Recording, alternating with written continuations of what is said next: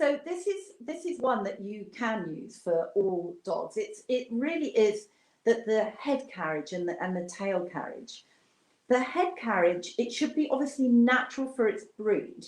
And this, I would say, Maggie, okay, Maggie is looking up. She's actually looking at something. So she is lifting her head, but the thing is she can lift her head. That's the thing, she can lift it easily. A dog should have a good long neck. It's all about the neck. Movement is all about the neck. Every movement a dog makes, like we do, part of it comes through their neck. So if their neck is compromised, then their movement will be compromised. So looking at a natural head carriage is a really good place that you can start with dogs of any hairiness or size or shape.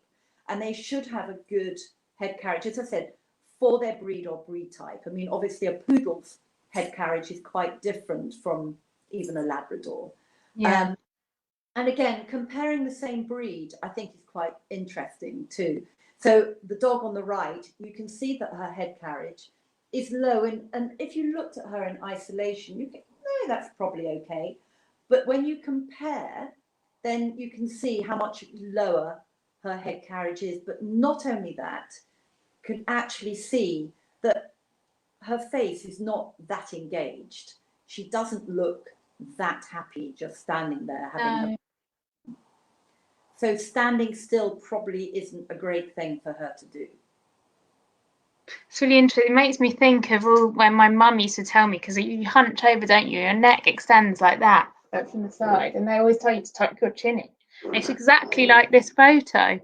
It's exactly. And what you also find is that when dogs are really front loading, they also start to engage things like their cheek muscles and their other chewing muscles over their head, and they become very sore and very, very tight and can be quite painful because they're moving like this. You have to engage if part of you isn't working that well.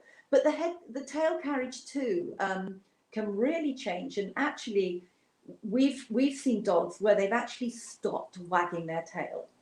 And again, it's a slow, insidious thing. It's not one day they wag, the next day they don't. It's over weeks and months. And it depends how those muscles are affecting the pelvis and whether it's actually reorientating the pelvis, either dorsally, ventrally, or even rotating it slightly. That would make a big difference because, of course, the tail sits on the end of the pelvis. So if the pelvis is dorsally tilted, then the tail is going to naturally be more dipped.